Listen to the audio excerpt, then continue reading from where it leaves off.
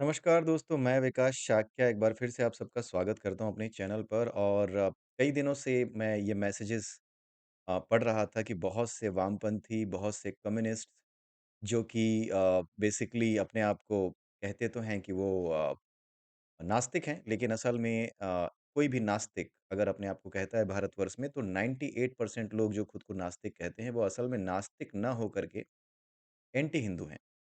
ये एक जो है नोन फैक्ट है। इसको आप फ़ील कर सकते हैं, इसमें कोई दो राय नहीं है। तो उनका अल्टीमेट टारगेट केवल हिंदू धर्म होता है, बाकी सभी धर्मों की बड़ी तगड़ी रिस्पेक्ट वो करते हैं, लेकिन कहने को जो ये सेकुलर लोग हैं, वो हिंदू धर्म को नष्ट कर देने का और इसके विरुद्ध षड्यंत्र करने का कोई भी मौका नहीं छोड़ते हैं। तो होता ये है कि कई बार इनके बनाए हुए जो नैरेटिव्स होते हैं, वो मार्केट में निकल पड़ते हैं क्योंकि ये अपने आप को लॉजिकल कहते हैं। और लॉजिकल बनने के चक्कर में ये क्या करते हैं कि बहुत सी ऐसी इन्फॉर्मेशन आपके सामने रख देते हैं, जो आपके अज्ञान और ज्ञान के बीच का जो एक खाई होती है ना, उस खाई को पाटने का काम करते हैं बेसिकली। लॉजिक जो है 2 तरीके से इस्तेमाल किए जाते हैं किसी चीज़ को एक्सप्लेन करने के लिए। अगर आपको कोई चीज़ पता है तो आप लॉजिक को काट सकते हो कि ये लॉजिक यहाँ पर फिट नहीं बैठ रहा। लेकिन अगर आपको नॉलेज ही नहीं है क्योंकि लॉजिक केवल उन्हीं चीज़ों पे काम करता है जहाँ पे चीज़ें आपको पता हों। जहाँ पर चीज़ें आपको ना पता हों, वहाँ पर अक्सर आप पूछ बैठते हैं कि ये जो कर रहे हो इसका फ़ायदा क्या होगा? लेकिन जिस बंदे को पता होता है उसका लॉजिक का लेवल अलग होता है। वो अपने लॉजिक के हिसाब से सोचता है और वहाँ पे वो आपको दिखाता है कि देखो तुम जो सोच रहे थे कि इसका क्या फ़ायदा होगा, ये देखो ये फ़ायदा होगा। बिकॉज़ उसको पता होता है कि इसका क्या फ़ायदा होगा, वो कैसे काम करती है चीज़, राइट? अब ये जो वामपंथी हैं, ये क्या करते हैं कि आपके नॉलेज और जो आपको पता नहीं है चीज़ें, आधी-अधूरी पता हैं, उसके बीच में जो खाई है, उस खाई को अपनी मक्कारी से जिसको ये लॉजिक कहते हैं, उससे पाटने का काम करते हैं।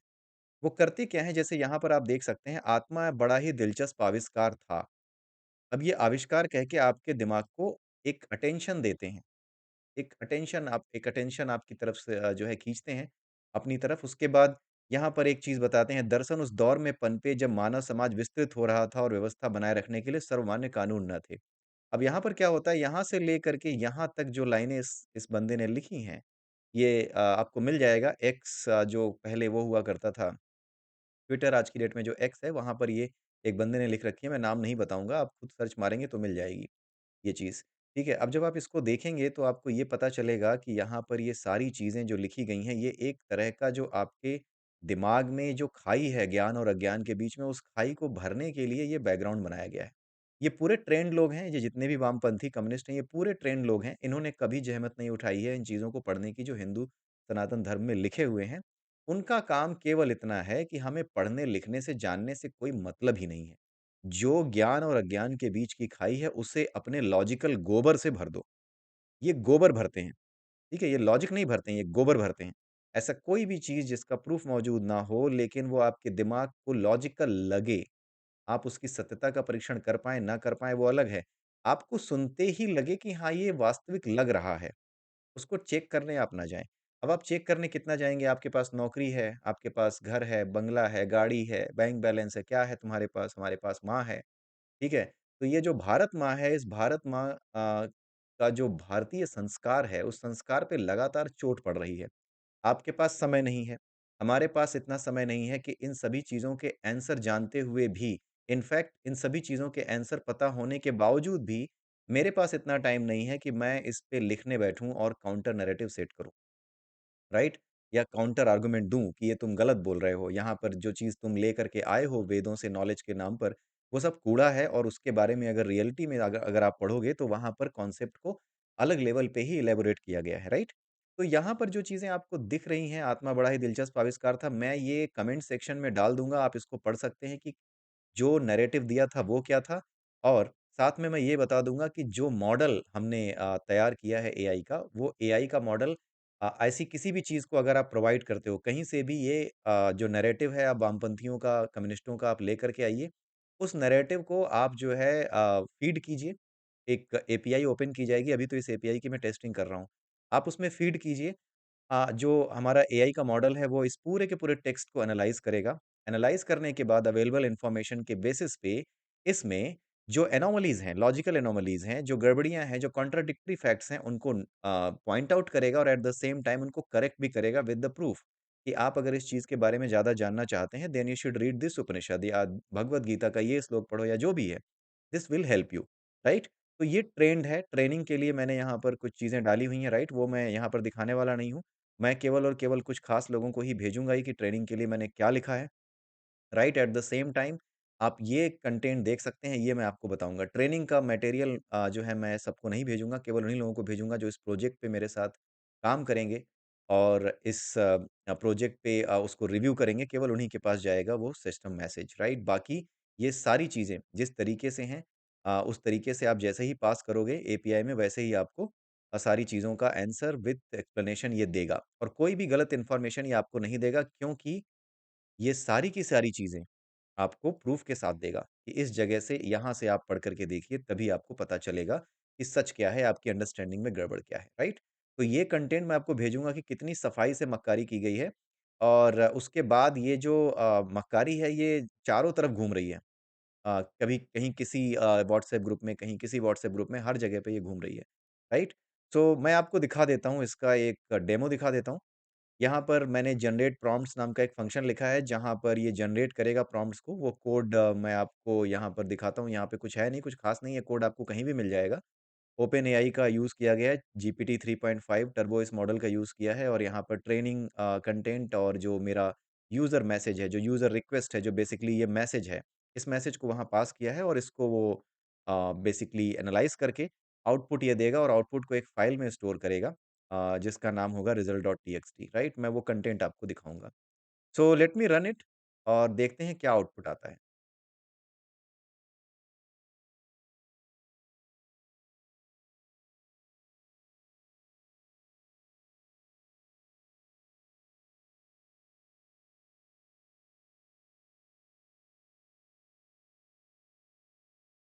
राइट सी अब आउटपुट आ चुका होगा। ये प्रोग्राम यहाँ पर रन करके बंद हो चुका है and this is the result.txt आप ये देख सकते हैं। अभी 9:05 पे इसने आउटपुट यहाँ पर दिया है। Let me open it. जब आप इसको ओपन करते हैं तो यहाँ पर जितने भी क्लेम्स उस बकवास मैसेज में थे, उन सारे क्लेम्स को इसने यहाँ पर करेक्ट किया है। ये जो आउटपुट आया है, ये मैं आपको दूँगा और वो जो क्लेम्स किए हैं उस बंदे ने, वो मैं आपको दूँगा। अगर ये एपीआई ओपन हो जाती है, तो आप क्या समझते हैं? आपको क्या लगता है कि ये जो एपीआई हमारी ओपन होगी, उसके बाद जो एप्लीकेशंस बनाए जाएँगे, बना सकते हैं हम, छोटा-सा एप्लीकेशन बनेगा, वो एप्लीकेशन बनाने के बाद जो नैरेटिव्स आपको मिलते हैं, जो गलत इन्फॉर्मेशन आपको मिलती है, आप उस गलत इन्फॉर्मेशन के अगेंस्ट सही इन्फॉर्मेशन प्रेज़ेंट कर सकते हैं विद द प्रूफ। जैसे यहाँ पर एक क्लेम था implying that in ancient times there were no laws or system to prevent crimes like theft, murder, driving without a license, etc. Correction. In ancient Indian civilization, there were well-established system of governance, including the concept of dharma, which encapsulated moral and ethical duties, along with legal guidelines. The Manusmriti and other dharmashastras provided laws and guidelines to prevent and punish crimes. तो यहाँ पर इस बंदे का जो claim था कि भाई पुराने समय में सारी की सारी चीजें जो हैं क्या होती थी कि कर्म के आधार पर बना दी गई कि कोई कर्म करेगा तो जैसा कर्म करेगा वैसा भरेगा। इसका मतलब ये थोड़ी है कि राजा और जितना भी सेना थी वो सब अब घर जाके सोती थी और सबको खुला छोड़ दिया गया था। ऐसा बिल्कुल नहीं था। वहाँ पर फिर भी सारे लॉ थे, सारे गवर्नेंस मॉडल थे, सब कुछ था। यहाँ पर जो बंदे ने क्लेम किया अगर आप इस मैसेज को बड़े ध्यान से पढ़ें तो इस मक्कार ने क्या लिखा है, यहाँ पर ये चीज़ लिखी गई है कि आत्मा बड़ा ही दिलचस्प आविष्कार था। यहाँ पर इसके बाद आप ये देखो, चोरी, लूट-पाट, डकैती, बलात्कार करने से रोक लोगों को रोका कैसे जाए तो बढ़िया सिद्धांत निकाला गया। जैसा कर्म करोगे वैसा खुद भरोगे। तुम चोरी करोगे तो तुम्हारा धन चोरी हो जाएगा, तुम किसी को मारोगे तो कोई तुम्हें मार देगा। प्रिमिटिव सोसाइटी में ऐसा होता भी था, 10 लोगों को मारने वाला 11वीं जगह मारा भी जाता। कर्म-फल का सिद्धांत वर्किंग था, फंक्शनल था, मगर इसमें समस्या थी। हमेशा ऐसा नहीं होता था। हमने चोर, धूर्त, बदमाश, हकमार, क्रूर, नालायक लोगों को अच्छी ज़िंदगी जीते, मौत से उम्र खत्म करते देखा है। ठीक है? तो इसके बाद यहाँ पर इसने जो चीज़ें बनाई हैं, पूरी तरह से मनगढ़ंत और गोबर हैं और यहाँ पर उसी चीज़ को ठीक किया गया है। इसके कहने का मतलब ये है, अगर आप बड़े ध्यान से देखें तो इसके कहने का मतलब ये है कि कर्म का सिद्धांत एक बार आ गया होगा, जो ये सिद्धांत है ये दे दिया गया होगा, तो उसके बाद किसी राजा की ज़रूरत नहीं पड़ी होगी, किसी न्यायालय की ज़रूरत नहीं पड़ती होगी। कि ऐसे ही डरा करके लोगों को रख दिया गया होगा और लोग अपने आप जो है कंट्रोल हो गए होंगे, राइट? जबकि करेक्शन ये है कि स बहुत से धर्मशास्त्र अवेलेबल हैं। एक और क्लेम था इस गधे का कि mentioning the concept of karma and rebirth without a proper understanding. The concept of karma and rebirth is deeply rooted in Hindu philosophy, it is not about getting punishment or reward in the next life. ये इसकी logical anomaly है, गलत है। This is not about getting the punishment of reward in next life, जो कि यहाँ पे claim कर रहा है ये गधा। उस गधे की जो क्लेम किया हुआ है कि अगले जन्म में तुम्हें मिलेगा। तो कर्मा का concept is not about getting punishment or reward in next life, but about the consequences of one's action shaping their future. Reference is Bhagavad Gita chapter 2 verse number 47। ये पूरे के पूरे प्रूफ के साथ यहाँ पर आपको देगा, सो दैट अगर वो गधा वहाँ जाकर के पढ़े, और नहीं भी पढ़े तो भी जो लोग इनके नैरेटिव से प्रभावित होते हैं, इन नैरेटिव्स को आप काउंटर करने के लिए अपनी अंडरस्टैंडिंग पे डिपेंड नहीं करेंगे। आप इस मॉडल का इस्तेमाल करके इनके मुँह पर ये दे कर के मारेंगे कि ये लो। ठीक है? इसके अलावा यहाँ पर एक चीज़ बहुत ही गड़बड़ इसने जो क्लेम की हुई थी, यहाँ पे बताया हुआ है, क connecting the concept of God, soul and good deeds in a confusing manner. Correction, the connection between the individual soul and supreme soul is a fundamental concept in Hinduism. Good deeds lead to spiritual progress and realization of the ultimate truth. Reference Bhagavad Gita chapter 9 verse 22. Misinterpretation of the Advaita philosophy and its implication on self worship। यहाँ पे इसने गधे ने लिखा था कि अगर अ, अद्वैत की बात की जाए तो अद्वैत की बात करते समय जो हमारे शंकराचार्य थे उन्होंने ये बता दिया था कि आगे ये बताया इन्होंने कि इसका मतलब ये था कि ईश्वर परमात्मा का ब्रह्म का अंश है, ये ब्रह्म ईश्वर अनंत अनिर्वचनीय है और आत्मा फाइनली परमात्मा में जाकर मिलती है। ये बात अद्वैत सिद्धांत में प्रॉपर्ली डिसाइन डिफाइन हुई, पर हर समस्या का समाधान एक नई समस्या पैदा करता है, नई प्रॉब्लम कि मैं एक ब्रह्म हूँ, मैं ही वह हूँ, तो मैं अपनी ही पूजा कैसे करूँ, स्वयं को अगरबत्ती, धूप, चंदन करके अपनी आरती भला कैसे उतारूँ?